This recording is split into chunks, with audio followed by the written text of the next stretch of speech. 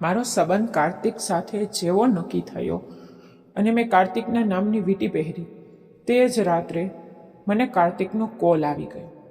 મારી નણંદ સગાઈની વિધિ પૂરી થતાં જ મને જણાવી ચૂકી હતી કે રાત્રે ભાઈના કોલની રાહ જોજો.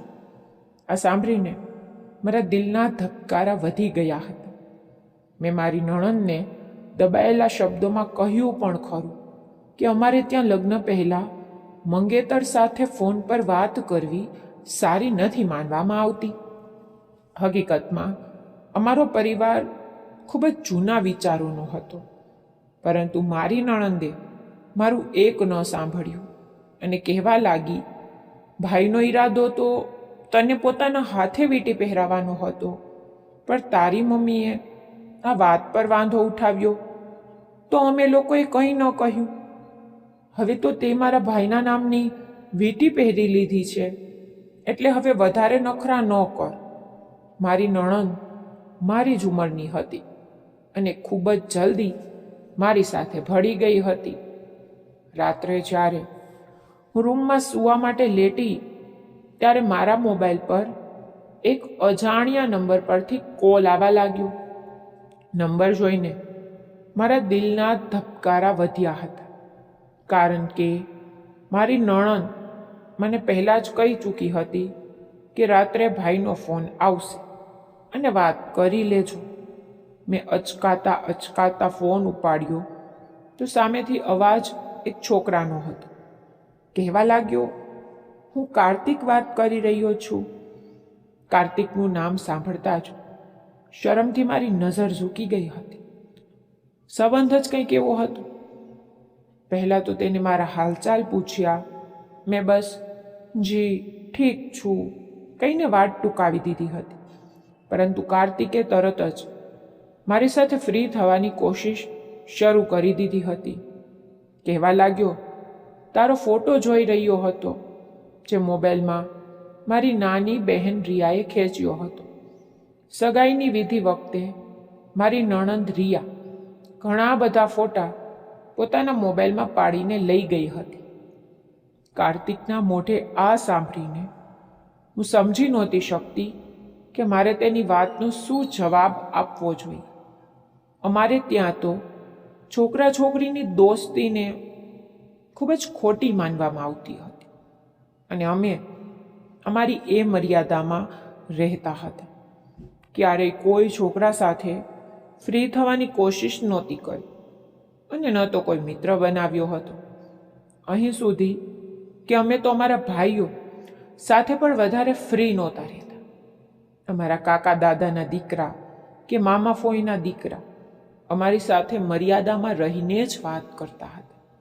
ક્યારેય પોતાની હદો ઓળંગીને અંદરો અંદર દોસ્તી કરવાની કોશિશ નહોતી કરી. અને આ સાચી વાત છે.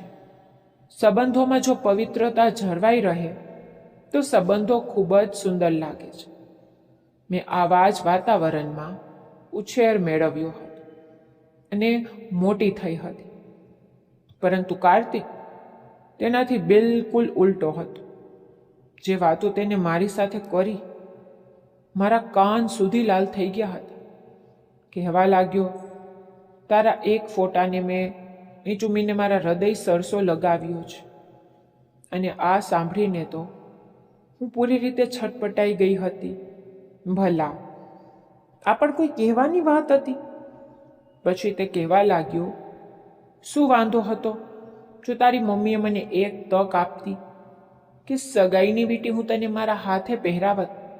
કસમથી જો પરવાનગી મળી હોત ને તો વીંટી પહેરાવતી વખતે તારો સુંદર હાથ પણ ચૂમી લે. તેની વાત સાંભળીને મારા ચહેરા પર પડસેવો વરવા લાગ્યો હતો. હાથમાં ભીનાશ ઉતરી આવી હતી. આવી વાતો તો હું સપનામાં પણ વિચારી શકતી નહોતી. મેં કહ્યું, વાત તો સાંભળો ને. હું તેને કંઈક કહેવા માંગતી હતી કે તે મારી સાથે આ પ્રકારની વાતો ન કરે. મારા આમ કહેવા પર તે કહેવા લાગ્યો, હા કહેને, શું કહેવા માંગે છે? તારી વાતો સાંભળવા માટે જ તો તને કોલ કર્યો છે. મન થાય છે કે મારી જાન બોલતી રહે અને હું મારી જાનને સાંભળતો રહું. અને તેની આ જ વાતો સાંભળીને મારું દિલ ધબકી ઉઠ્યું હતું, જાણે પાંસરીઓ તોડીને હમણાં જ બહાર આવી જશે. 2 મિનિટની વાતમાં જ તેને શરમના બધા પડદા હટાવવાના શરૂ કરી દીધા હતા. મેં ગભરાહટમાં જલ્દીથી ફોન બંધ કરી દીધો હતો. ડિસેમ્બરની ઠંડી મોસમમાં પણ હું 2 મિનિટમાં જ પરસેવે રેપ ઝેપ થઈ ગઈ હતી. ફરીથી ફોનની ઘંટડીએ મને ખરાબ રીતે ચોંકાવી દીધી હતી. પરંતુ આ વખતે મેં ફોન ઉપાડ્યો નહીં, પણ એક વોટ્સએપ મેસેજ કર્યો કે મને ઊંઘ આવે છે, હું તમારી સાથે ફરી ક્યારેક વાત કરીશ. હજુ મેસેજ કર્યાને 1 જ મિનિટ થઈ હતી કે તરત જ રિપ્લાય આવ્યો, મારી ઊંઘ ઉડાડીને તું કેવી રીતે સૂઈ શકે? આજે તો આખી રાત હું તને સૂવા નહીં દઉં. તેની વાતો એવી હતી કે હું સમજી નહોતી શકતી કે મારે શું કરવું જોઈએ. હજુ સુધી મારા ઘરના લોકો આ વાતથી અજાણ હતા કે હું કાર્તિક સાથે વાત કરી રહી છું. મેં મારો ફોન સ્વિચ ઓફ કરી દીધો. હું નહોતી જાણતી કે સગાઈ પછી મંગેતર આવી વાતો કરે છે. મેં વિચાર્યું હતું કે બસ હાલચાલ જ પૂછશે, પણ કાર્તિકે તો પહેલા જ કોલમાં મારા હોશ ઉડાડી દીધા હતા. ઊંઘ તો ખેર આખી રાત મને પણ નહોતી આવી. તેની વાતો જ કંઈક એવી હતી. 6 મહિના પછી અમારા લગ્ન નક્કી થયા હતા અને હું નહોતી ઈચ્છતી કે આ 6 મહિનામાં હું કાર્તિકને આ પ્રકારની વાતો વધુ સાંભળું, કારણ કે મેં મારા ઘરની સ્ત્રીઓ પાસેથી સાંભળ્યું હતું કે લગ્ન પહેલાં જો મંગેતર અંદરો અંદર વાતચીત શરૂ કરી દે તો સંબંધોનું જે ચાર્મ હોય છે ને તે ખત્મ થઈ જાય છે.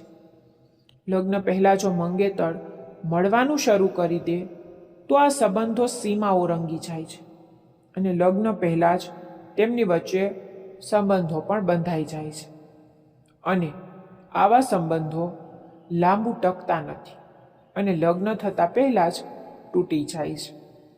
હું પણ નહોતી ઈચ્છતી કે લગ્ન પહેલાં કાર્તિક સાથે વાત કરું અને તેની સાથે મુલાકાતો વધારું. અત્યારે તે ફક્ત ફોન પર વાત કરી રહ્યો છે, કાલે તે મને મળવા માટે પણ કહેશે અને જ્યારે છોકરો છોકરી અંદરો અંદર મળે છે અને જ્યારે તેમનો સંબંધ મંગેતરવાળો હોય તો તે બધું જ થઈ જાય છે જે ન થવું જોઈએ. હું અત્યારે બેઠી બેઠી આ જ બધું વિચારી રહી હતી કે કાર્તિક અત્યારે મારા માટે બિલકુલ અજાણ્યો છે. હજુ અમારી સગાઈને 1 જ દિવસ થયો છે, તેમ છતાં તે મારી સાથે એવી વાતો કરે છે જે મને યોગ્ય નહોતી લાગી. બીજી રાત્રે તેનો ફોન ફરીથી આવી ગયો. હું વિચારી ચૂકી હતી કે આ વખતે તેને સાફ મના કરી દઈશ કે અમારે ત્યાં બધું સારું નથી માનવામાં આવતું, પણ તે મારી વાત સાંભળતો જ ક્યાં હતો. મારી આ વાતને પણ તેને એવી રીતે નજરઅંદાજ કરી જાણે આ વાતની તેની પાસે કોઈ કિંમત જ ન હોય. તે તો પોતાની બેતાબી અને બેચેની વ્યક્ત કરતો રહ્યો અને તેની વાતો એવી હતી કે મારા કાનમાંથી ધુમાડા નીકળી જતા હતા. એકવાર મેં કાર્તિકને કહી દીધું કે મને આવી વાતો ન કરશો, મને સારું નથી લાગતું. તે કહેવા લાગ્યો, તો તારું શું માનવું છે? મંગેતર અંદરો અંદર કેવી વાતો કરે? શું અંદરો અંદર રાજનીતિ પર વાત કરે કે પછી બેનો ઘડિયો પાકો કરે? જાને મન મંગેતર ફોન પર આવી જ વાતો કરે છે, ઊંઘ ઉડાડી દે તેવી અને ચેન ચોરી લે તેવી. મેં કહ્યું, કાર્તિક, તમે મારી સાથે આવા શબ્દોમાં વાત ન કરશો, મને સારું નથી લાગતું. તે કહેવા લાગ્યો, સારું નથી લાગતું તો ચાલ જાને મને નહીં કહું તો સ્વીટ હાર્ટ કહી દઈશ. હું તો તેની આ પ્રકારની વાતોથી જ પરેશાન થવા લાગી હતી. હું તો હવે કાર્તિક સાથે વાત ન કરવાના બહાના શોધતી હતી. મેં કહી દીધું કે મારી મમ્મીએ મને તમારી સાથે વાત કરતા જોઈ લીધી છે અને તે મને વઢી રહી હતી કે હું તમારી સાથે વાત ન કરું, કારણ કે અમારે ત્યાં આ બધું ખરાબ માનવામાં આવે છે. મારી વાત સાંભળીને તે કહેવા લાગ્યો, હું કંઈ ન જાણતો. હું તારી મમ્મીને સાફ કહી દઈશ કે મારી આરાધના સાથે વાત કરાવો, નહીતર હું પોતે તેને મળવા ઘરે આવી જઈશ. યાર તું નથી જાણતી હું કેવી રીતે એક દિવસ ગણીને વિતાવી રહ્યો છું, અને હવે તારી સાથે વાત પણ ન કરું. આટલો જુલ્મ તો ન કર મારા નિર્દોષ પર. આખી રાત બેચેનીમાં તડપતા વિતાવું છું. સપનાઓમાં તને બાહોમાં ભરીને છું. તેની આ જ પ્રકારની વાતો મને પરેશાન કરતી હતી. પણ જેમ તેમ સમય પસાર થવા લાગ્યો. કાર્તિકની ડિમાન્ડ હવે વધવા લાગી હતી. ક્યારેક કહેતો, મારી સાથે વિડીયો કોલ પર વાત કર. ક્યારેક કહેતો, ઘરમાં કોઈ બહાનું કરીને કોઈ રેસ્ટોરન્ટમાં મળવા આવી છે. એકવાર તો કાર્તિકની વાતે મને ખરાબ રીતે હલાવી દીધી હતી. કહેવા લાગ્યો, તારા માટે મેં એક ખૂબ જ સુંદર નેટની નાઇટી ખરીદી છે. લગ્નની રાત્રે તું પહેરીશ તો કયામત લાગીશ. તેની આ વાતે મારા દિલના ધબકારા બેકાબૂ કર્યા હતા. મેં કહ્યું, કાર્તિક, દરેક વસ્તુની એક હદ હોય છે. તમારામાં જરા પણ વિવેક નથી. હું તમારી મંગેતર છું, પત્ની નથી. તમારે મારી સાથે વાત જ ન કરવી જોઈએ, કારણ કે મંગેતરનો સંબંધ કોઈ એટલો ઊંડો સંબંધ નથી હોતો. અને ઉપરથી તમે આ પ્રકારની વાતો કરો છો. શરમ આવવી જોઈએ તમને. તમારામાં સંસ્કાર જેવું કંઈ નથી. આ કહેતા મારા શબ્દો થોડા તીખા થઈ ગયા હતા. તો કાર્તિકને પણ ગુસ્સો આવી ગયો. કહેવા લાગ્યો, આ કેવા શબ્દોમાં વાત કરી રહી છે તું મારી સાથે? એવી તે કઈ બેશરમી અને બદતમીઝી કરી દીધી મેં તારી સાથે કે તું મારા ઉછેર પર જ આંગળી ઉઠાવી રહી છે? મેં પણ ગુસ્સામાં ફોન બંધ કરી દીધો. મેં હવે કાર્તિકનો ફોન ઉપાડવાનું જ છોડી દીધું હતું. 15 દિવસ થઈ ગયા હતા અને મેં કાર્તિકનો કોલ રિસીવ કર્યો નહોતો. અને બરાબર 15 દિવસ પછી મારી સાસુ આવી ગયા. કહેવા લાગ્યા, અમારે લગ્ન બહુ જલ્દી જોઈએ છે. મારી મમ્મી કહેવા લાગી, પણ સગાઈ વખતે તો 6 મહિનાની વાત નક્કી થઈ હતી ને, હજુ તો અમારી તૈયારી પણ પૂરી નથી થઈ. તે કહેવા લાગ્યા, બસ કંઈક એવી સમસ્યાઓ ઊભી થઈ છે કે અમારે લગ્ન 1 મહિનાની અંદર જ જોઈએ છે. આ સાંભળીને મારી મમ્મી પરેશાન થઈ હતી. પપ્પા પણ કહેવા લાગ્યા કે આખરે એવી તે શું સમસ્યા આવી ગઈ. પણ તેઓ આ વાત જણાવવા માંગતા નહોતા.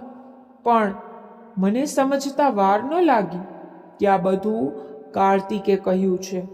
તેને જીદ થઈ ગઈ છે અને તે પોતાની જીદમાં જલ્દી લગ્ન કરવા માંગે છે. મારી સાસુ કહેવા લાગ્યા, કંઈક ઘરેલું પ્રશ્નો છે, બસ તમે અમને વહેલામાં વહેલી તકે લગ્નનો સમય આપી દો. મારી મમ્મીએ જ્યારે કાકા મોટા પપ્પા સાથે સલાહ મસલત કરી તો તેમણે કહ્યું કે લગ્ન તો આપણે કરવાના જ છે.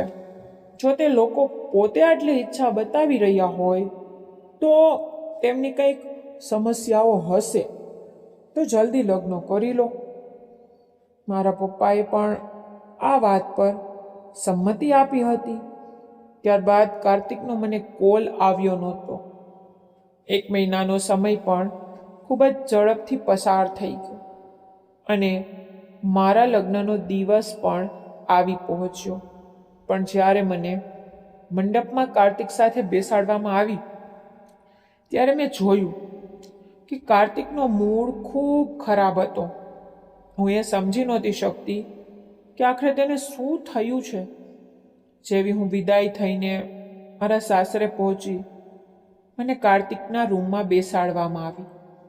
મારા દિલના ધબકારા ખૂબ જ ઝડપી હતા કે પહેલાં કાર્તિક જે બેતાબીથી મારી સાથે ફોન પર વાત કરતો હતો, સ્વાભાવિક છે કે આજે પણ તેની બેતાબી ચરમ સીમા પર હશે.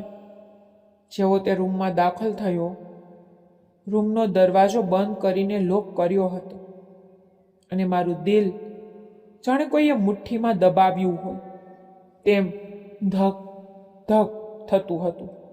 પણ તે મારી પાસે ન આવ્યું. તેને મારી તરફ નજર પણ નહોતી ઉઠાવી. આજની બધી તૈયારી મેં તેના માટે તો કરી હતી, પણ તે સીધો કબાટ પાસે ગયો, પોતાના કપડાં કાઢીને વોશરૂમમાં જતો રહ્યો અને જ્યારે પાછો આવ્યો ત્યારે સાદા કપડામાં હતો. ત્યારબાદ તેને મારી સામે જોયું પણ નહીં. તે રૂમની સાથે જોડાયેલી બાલ્કનીમાં જતો રહ્યો અને ત્યારબાદ તે રૂમમાં આવ્યો ન હતો. સતત 2 કલાકથી હું તેની રાહ જોતી રહી, પણ હું થાકી ગઈ હતી એટલે જાતે જ ઊભી થઈને બાલ્કનીમાં ગઈ તો તે ત્યાં બેસીને સિગારેટ પી રહ્યો હતો. ચહેરા પર ખૂબ જ ગુસ્સાવાળા હાવભાવ હતા. મેં કહ્યું, કાર્તિક, તમે અહીં શું કરી રહ્યા છો? તેને મારી તરફ વળીને જોયું ને કહેવા લાગ્યો, તારે આ વાત સાથે શું મતલબ? અંદાજ ખૂબ જ રૂખો હતો. મેં કહ્યું કે હું બેઠા બેઠા થાકી ગઈ છું. મારી વાત સાંભળીને કહેવા લાગ્યો, તો મેં તને ક્યારે કહ્યું છે કે બેસી રહે? અરે ભાઈ, જા, કપડાં બદલી નાખ અને જઈને સૂઈ જા.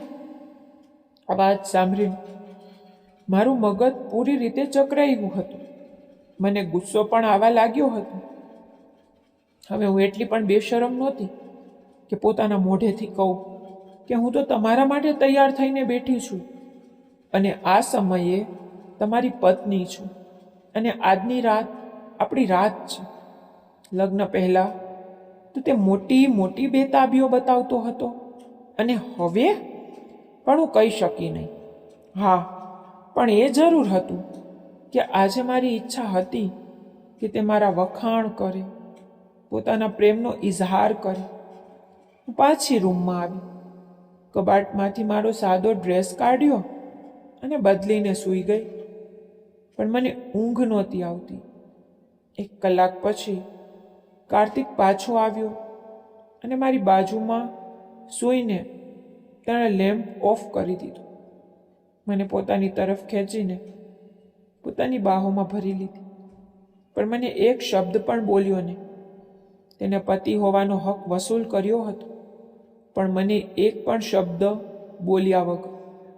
સમજી નહોતી શકતી કે આખરે તે આવું કેમ કરી રહ્યો હતો. સવારે હું જલ્દી જ ઉઠી ગઈ હતી. નહાની ધોઈને મેં એક સરસ સાડી પહેરી, મેકઅપ કરીને તૈયાર પણ થઈ ગઈ. મને લાગ્યું કે હવે તો તે મારા વખાણ જરૂર કરશે, પણ કાર્તિક ઉઠતા જ નાહવા જતો રહ્યો. તૈયાર થઈને સીધો રૂમની બહાર જતો રહ્યો.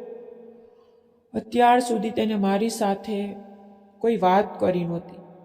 વાત કરવી તો દૂર, તેને મારી સામે નજર ઉઠાવીને પણ જોયું નહોતું. હું જ્યારે રૂમની બહાર આવી તો મારી સાસુ અને નણંદ ટેબલ પર નાસ્તો લગાવી રહ્યા હતા. મારી સાસુ મને જોઈને મારી પાસે આવ્યા અને મને આશીર્વાદ આપવા લાગ્યા. મારી નણંદે મારા કાનમાં કહ્યું, ખૂબ જ સુંદર લાગી રહી છો. મેં નિરુત્સાહથી સ્મિત કરીને થેન્ક્સ કહીને વાત ટાળી હતી. જેના મોઢેથી હું વખાણ સાંભળવા માંગતી હતી તેણે તો એક શબ્દ પણ કહ્યો નહોતો. તે બધાની સાથે હસી બોલી રહ્યો હતો, વાતો કરી રહ્યો હતો. હું બિલકુલ તેની બાજુમાં બેઠી હતી, પણ તે મારી સાથે એવી રીતે બેપરવાહ હતો જાણે હું હોવ જ નહીં. કાર્તિકની ભાભી નાસ્તા દરમિયાન હસી મજાક કરતી રહી, મને નાસ્તાનું પણ પૂછતી રહી. સારા સ્વભાવની માલિક હતી. કાર્તિકનું વર્તન બધાની સાથે સારું હતું, સિવાય કે મારી સાથે. અમારા લગ્નને 8 દિવસ પસાર થઈ ગયા હતા. તેને મારી સાથે વાત સુદ્ધા કરી નહોતી. વખાણ તો બહુ દૂરની વાત હતી. જેવો તે રૂમમાં આવતો, મને જોયા વગર બાલ્કનીમાં જતો રહેતો અને મોડી રાત સુધી સિગારેટ પીતો રહેતો, અને જ્યારે અડધી રાત વીતી જતી ત્યારે આવીને સૂઈ જતો. તે મારી નજીક બસ એક જ વાર આવ્યો હતો, લગ્નની પહેલી રાત્રે. ત્યારબાદ તો હું જાણે તેના માટે હતી જ નહીં. એક રાત્રે જ્યારે તે રૂમમાં આવ્યો તો હું તેની સામે જઈને ઊભી રહી ગઈ. મેં કહ્યું, કાર્તિક, તમને શું થયું છે? મારી સાથે વાત કેમ નથી કરતા? મારી આંખોમાં આંસુ છલકાઈ રહ્યા હતા. કહેવા લાગ્યો, હજુ એ ખબર નથી કે વિવેકથી વાત કેવી રીતે કરાય અને પોતાની મર્યાદામાં કેવી રીતે રહેવાય. તને તો એવા જ પુરુષો ગમે છે ને, જે પોતાની લિમિટમાં રહીને વાત કરે, વિવેકમાં રહે. તો હું એ જ વિવેક અને એ લિમિટ શીખી રહ્યો છું. આ કહીને તેણે નિર્દયતાથી મને પાછળ ધકેલી અને બાલ્કનીમાં જતો રહ્યો. હું તો તેને જોઈને આશ્ચર્યચકિત થઈ ગઈ હતી. ફોન પર મેં કરેલી વાતોનો કાર્તિકે કેટલો ખોટો અર્થ કાઢ્યો હતો. મેં મારા વહેતા આંસુ લૂછ્યા અને બાલ્કનીમાં ગઈ. તે ત્યાં 2 સીટર સોફા પર બેસીને સિગારેટ પી રહ્યો હતો. હું તેની પાસે જઈને બેસી ગઈ, પણ તેના કપાળ પરની કરટલીઓ હજુ પણ એવી જ હતી. મને નહોતી ખબર કે મારી વાત પર કાર્તિક આ રીતે પ્રતિક્રિયા આપી શકે છે. જોકે હું ખોટી નહોતી, પણ છતાંય મેં માફી માંગવાની પહેલ કરી. મેં કહ્યું, કાર્તિક, આઈ એમ સોરી. મારે તમારી સાથે એવી રીતે વાત નહોતી કરવી જોઈતી. હું હવે આ વાતને લઈને મારું લગ્ન જીવન બગાડવા માંગતી નહોતી, પણ કાર્તિકને ન તો મારા વહેતા આંસુ દેખાતા હતા અને ન તો મારી માફી સ્વીકાર્યો હતી. જ્યારે તેને કોઈ જવાબ ન આપ્યો તો મેં તેના ખંભા પર માથું મૂકી દીધું. હઠેલી બનીને પોતે જ તેની નજીક ગઈ. પણ હું નહોતી જાણતી કે પુરુષ જો વાત પોતાની અહેમ પર લઈ જાય તો સ્ત્રીની જરા શક્તિ વાત પર તેને આટલી કડક સજા પણ આપી શકે છે. હું મારી જગ્યાએ સાચી હતી, પણ છતાંય માફી માંગી ચૂકી હતી. મારા આમ ખંભા પર માથું મૂકવા પર કાર્તિકે મને ખરાબ રીતે પાછળ ધકેલી હતી. કહેવા લાગ્યો, અરે, તારામાં જરાય વિવેક નથી. આપણે બહાર બાલ્કનીમાં બેઠા છીએ અને સામેનું બધું જ સાફ દેખાય છે, અને તું આમ બેશરમની જેમ મારી નજીક આવી રહી છે. આમ તો તું ખૂબ જ શરમ અને મર્યાદાની વાતો કરે છે, તો તને પણ આ પ્રકારની વાતો શોભતી નથી. હા, જો આવી જ વાત હું કરત તો વાત સમજાતી હતી, કારણ કે હું તો બેશરમ અને અસંસ્કારી જે ઠેર્યો. હું હવે ડૂસકા ભરીને રડવા લાગી હતી. મેં કહ્યું, બસ પણ કરો કાર્તિક, વાતને પૂરી કરો. કહેવા લાગ્યો, પૂરી તો કરી દીધી છે આરાધના, જા અને જઈને આરામ કર. મેં કહ્યું, તમે મને મોઢું જોવાની ભેટ પણ આપી નથી. હું કેવી લાગુ છું તે ક્યારેય કહ્યું નથી. હું તમારા માટે સજુ છું, તૈયાર થાઉં છું. તમે એક નજર જોતા પણ નથી. તે કહેવા લાગ્યો, મારા વખાણ 3rd ક્લાસ પ્રકારના હોય છે, એટલે રેવા દો તો વધારે સારું. સગાઈનો જે સમયગાળો હોય છે ને, તેની પોતાની જ એક મજા હોય છે, અને હું તેને દિલથી એન્જોય કરવા માંગતો હતો. પણ મને નહોતી ખબર કે બેગેરત અને હલકી કક્ષાનો માણસ છું હું. એ તો તે મને અહેસાસ કરાવ્યો કે આવી વાતો હલકા અને 3rd ક્લાસ લોકો કરે છે. એટલે હવે તારી પાસેથી ટ્યુશન જે લેવું પડશે કે સભ્ય અને સંસ્કારી લોકો કેવી રીતે વાત કરે છે. આ કહીને તે ઉઠીને રૂમમાં જતો રહ્યો હતો, અને હું હું તો સદબદ થઈને તેને જોવા લાગી અને વિચારવા લાગી મારો ગુનો શું હતો, હું ખોટી હતી કે પછી કાર્તિક ખોટો હતો. પણ જે કંઈ પણ હતું, મને કાર્તિકની આ બેરૂખી સહન નહોતી થઈ રહી. વાતોમાં મને ખબર પડી કે મારી મોટી જેઠાણી લગ્ન પહેલાં મારા જેઠ સાથે વાતો કરતી હતી. બંને સગાઈમાં જ ઘણીવાર રેસ્ટોરન્ટમાં જમી ચૂક્યા હતા. મુલાકાતો પણ થતી હતી. અવારનવાર મારા જેઠ અને જેઠાણી પોતાની આ જ વાતોને યાદ કરીને એકબીજાને મેણા પણ મારતા હતા. મારી જેઠાણી કહેતી કે પહેલાં તો બહુ કહેતા હતા કે લગ્ન પછી અહીં લઈ જઈશ, ત્યાં લઈ જઈશ, અને હવે તો તમને મારી પરવા જ નથી. તો મારી જેઠાણી કહેતી કે મારી તો કિસ્મત જ ફૂટી ગઈ છે તમારી સાથે લગ્ન કરીને. સગાઈ પછી તમે મને બહુ સપના બતાવ્યા હતા, કેવી મીઠી મીઠી વાતો કરતા હતા, અને હવે મારા જેઠ કહેતા કે તું પણ તો પહેલાં જેવી નથી રહીને, અને વળી સગાઈનો નવો નશો હોય છે, એટલે હું તારી સાથે ઘણી બધી વાતો કરતો હતો. હું સમજી ગઈ હતી કે કાર્તિક પણ પોતાના ભાઈ ભાભીની આ જ વાતો જોઈને ઘણો પ્રભાવિત હતો, એટલે એવી જ વાતો તે મારી સાથે પણ કરવા માંગતો હતો, જે મારી નજરમાં યોગ્ય નહોતી. પણ હવે લગ્ન પછી તેની બહુ કિંમત હતી. દરેક સ્ત્રીનો હક છે કે તેનો પતિ તેના વખાણ કરે, પ્રેમથી વાત કરે. પણ કાર્તિક મને એ ગુસ્સાની સજા આપી રહ્યો હતો જે મારા જાણવા મુજબ મેં કર્યો જ નહોતો. હું મારી જગ્યાએ સાચી જ હતી. એકવાર હું મારી જેઠાણી સાથે બજાર ગઈ હતી. હું મોલમાં શોપિંગ કરી રહી હતી ત્યારે જ મારી નજર કાર્તિક પર પડી. તે કોઈ છોકરી સાથે હસી હસીને વાતો કરી રહ્યો હતો. ખૂબ જ મોડર્ન પ્રકારની છોકરી હતી. કાર્તિકના હાથ પર હાથ મારીને એવી રીતે હસી રહી હતી જાણે કે અંદરો અંદર ખૂબ સારા મિત્રો હોય. જ્યારે મેં જોયું તો મારું દિલ ધબકવાનું ભૂલી ગયું હતું. જેઠાણી પણ આ જોઈને કહેવા લાગી, આ તો થવાનું જ હતું. મેં મારી જેઠાણીને આશ્ચર્યથી જોઈ. મેં કહ્યું, શું મતલબ છે ભાભી તમારો? કહેવા લાગી કે જો ભાઈ, સગાઈ પછી તે કાર્તિકને બિલકુલ ભાવ જ ન આપ્યો. તે તારી સાથે ફોન પર વાત કરવા માંગતો હતો, તને મળવા માંગતો હતો, તારી સાથે સમય પસાર કરવા માંગતો હતો, પણ તેને અપમાનિત કરી દીધું.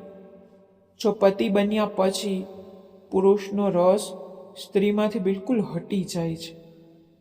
સગાઈ પછીનો જે ચાર્મ હોય છે ને, જે છોકરી તેને પોતાના મંગેતરને એન્જોય ન કરાવે તો તે બીજી છોકરીઓમાં રસ લેવા લાગે છે. હવે કાર્તિકને જોઈ લે, સગાઈ પર તારા પર મરતો હતો, પણ તે તેને અપમાનિત કરી દીધો. હવે જોઈ તેનું પરિણામ શું આવી રહ્યું છે. બીજી તરફ તેનું મન વળી ગયું છે. પોતાની જેઠાણીની વાત સાંભળીને હું પરેશાન થઈ ગઈ હતી અને એ વિચારવા લાગી કે શું મારે સગાઈ જેવા એક નાજુક સંબંધમાં બેશરમી કરવી જોઈતી હતી? શું કાર્તિકની બધી ડિમાન્ડ મારે પૂરી કરી દેવી જોઈતી હતી? જો તે મને મળવા માટે હોટેલમાં બોલાવત તો શું હોટેલ પણ જતી રહે અને લગ્ન પહેલાં જ તે બધું કરી લેત જે લગ્ન પછી કરવામાં આવે છે? શું ત્યારે મારી જગ્યા કાર્તિકના દિલમાં વધી જાત? મેં તો હંમેશા પવિત્રતાનો પાઠ ભણ્યો હતો. હું રડતી રડતી ત્યાંથી ઘરે પાછી આવી ગઈ.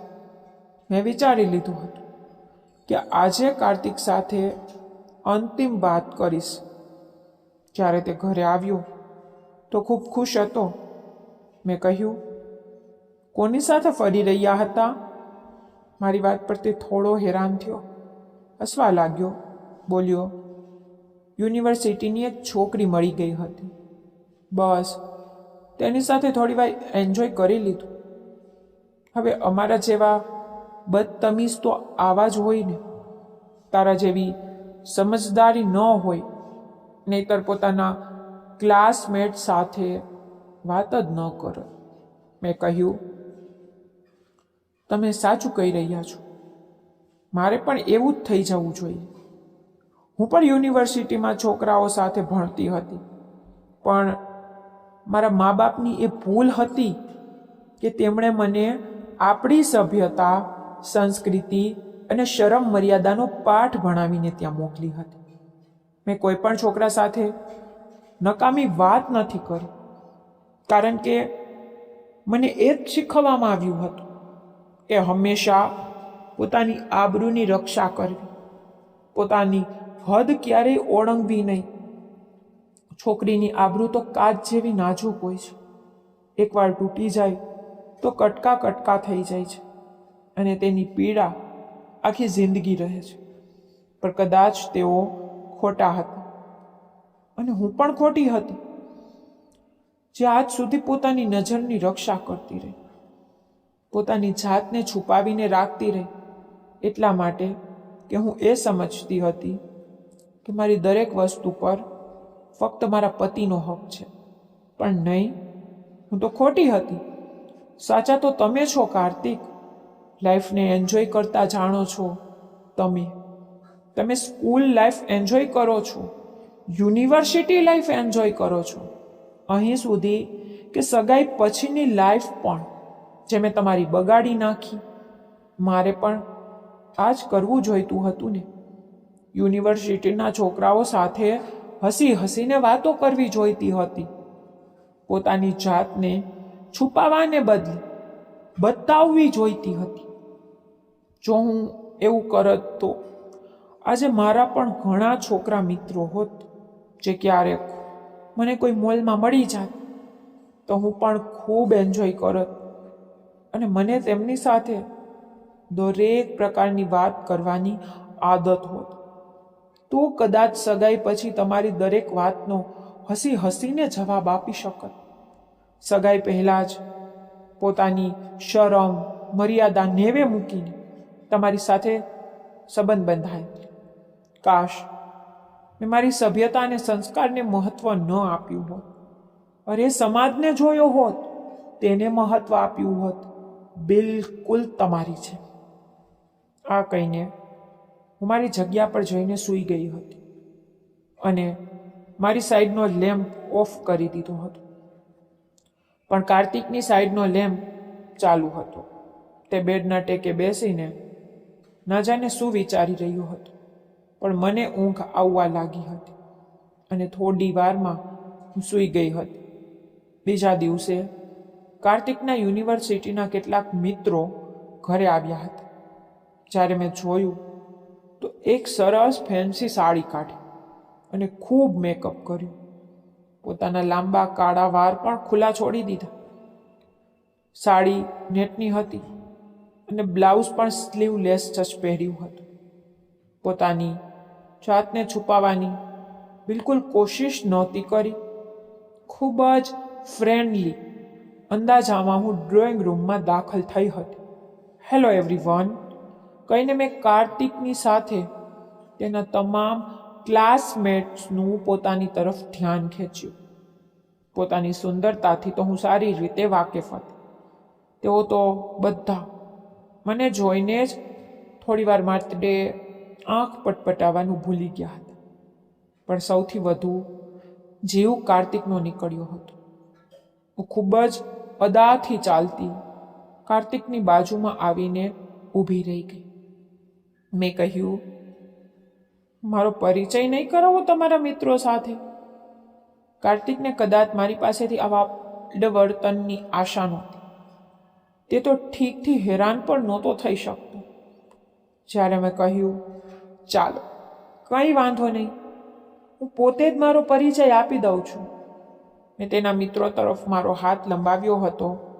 મેં કહ્યું, હું કાર્તિકની વાઈફ છું. મારો આ અંદાજ કાર્તિકના મિત્રોને પણ હેરાન કરી ગયો હતો. તેમણે પણ મારી સાથે હાથ મિલાવવાનું શરૂ કરી દીધું અને મારા વખાણ શરૂ કરી દીધા. કાર્તિકનો ચહેરો આ બધું જોઈને ગુસ્સાથી લાલ થયો હતો અને તેનો આ ચહેરો જોઈને મારા દિલમાં ટાઢક વળી હતી. તેને સમજવા માટે મારી પાસે બસ આ જ એક રસ્તો બચ્યો હતો. એટલી જ વારમાં ઘરની નોકરાણી ચા લઈને આવી ગઈ. મેં ચા પણ એક એકને પોતાના હાથે આપી હતી. હસી હસીને તેમની સાથે વાતો પણ કરી રહી હતી. પણ કાર્તિક બિલકુલ શાંત મને ગુસ્સાભરી નજરે ઘૂરી રહ્યો હતો. થોડી વારમાં તેના મિત્રો મારા વખાણ કરતા કરતા જઈ ચૂક્યા હતા. જેવા તેઓ ડ્રોઈંગ રૂમમાંથી બહાર નીકળ્યા, કાર્તિકે ખૂબ જોરથી મારો હાથ પકડ્યો અને મને ખેંચીને રૂમમાં લઈ ગઈ. હું જાણતી હતી કે તેને ગુસ્સો કઈ વાત પર આવી રહ્યો છે. રૂમનો દરવાજો તેને જોરથી બંધ કર્યો અને મને બેડ પર જોરથી ફેંકી હતી.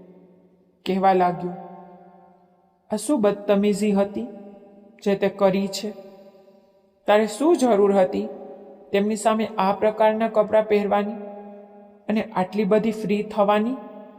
એકથી એક ચડિયાતા બદતમીઝ પ્રકારના લોકો છે તેઓ. ખબરદાર, જો હવે પછી તેમની સામે આવી તૈયાર થઈને ગઈ તો. હું બેડ પરથી ઊભી થઈને તેની સામે આવી ગઈ.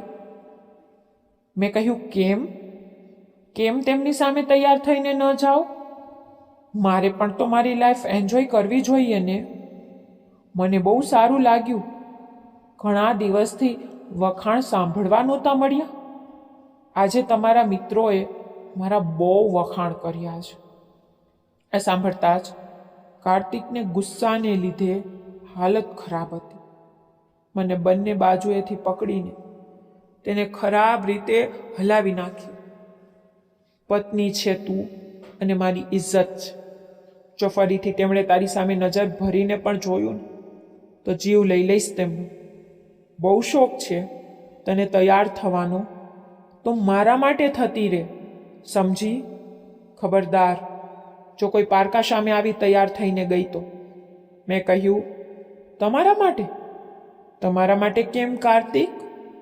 તમારી નજરમાં તો મારા કરતાં તમારી ક્લાસમેટ વધારે મહત્વની છે. હું ને.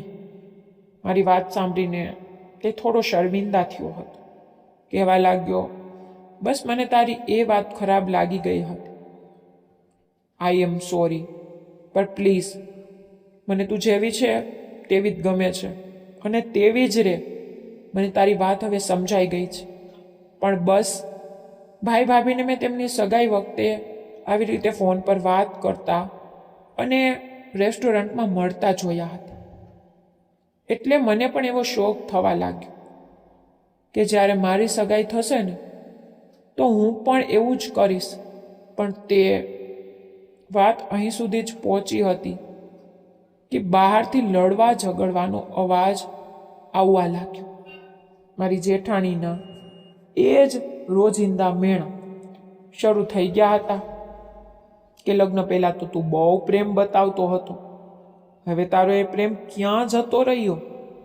પહેલાં મારા માટે જેટલો બેચેન રહેતો હતો, હવે તેટલો મારા માટે બેચેન કેમ નથી રહેતો? બીજી બાજુ મારા જેઠ કહી રહ્યા હતા કે સમયની સાથે બધું બદલાઈ જાય છે. લગ્ન પછી પુરુષ પર જવાબદારીઓ વધી જાય છે. 2 બાળકો છે આપણા. લગ્નને 5 વર્ષ વીતી ગયા છે.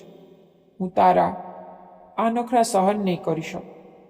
મારી જેઠાણી કહેવા લાગી, તે પણ તો લગ્ન પછી મને એ પ્રેમ જ ન આપ્યું જે સગાઈમાં કરતો હતો. તે કહેવા લાગ્યા, લગ્ન પહેલાં બધું જ કરી ચૂક્યો હતો, એટલે લગ્ન પછી તારામાં મને કંઈ નવું ન દેખાયું. બધું તો લગ્ન પહેલાં જ થઈ ચૂક્યું હતું. હવે આ નકામી દલીલો છોડ, સમજી? પણ મારી જેઠાણી તો લડાઈ ઝઘડો કરી રહી હતી અને હું મારા રૂમમાં તે બંનેનો અવાજ સાંભળી રહી હતી અને કાર્તિકને જોઈ રહી હતી, જો શર્મિંદો થઈને મારી સામે ઊભો હતો. કહેવા લાગ્યો, તું બિલકુલ સાચી હતી. કેટલીક વસ્તુઓ પોતાના સમયે જ સારી લાગે છે. જો આપણે પણ લગ્ન પહેલાં એકબીજાને હદથી વધારે જાણી લીધા હોત ને, હદથી વધારે નજીક આવી ગયા હોત, તો કદાચ હવે આપણી પાસે કરવા માટે કંઈ જ ન હોત. ભગવાને સંબંધોમાં પવિત્રતા રાખી છે તો તે રહેવી જોઈએ, તો જ સારી વાત છે.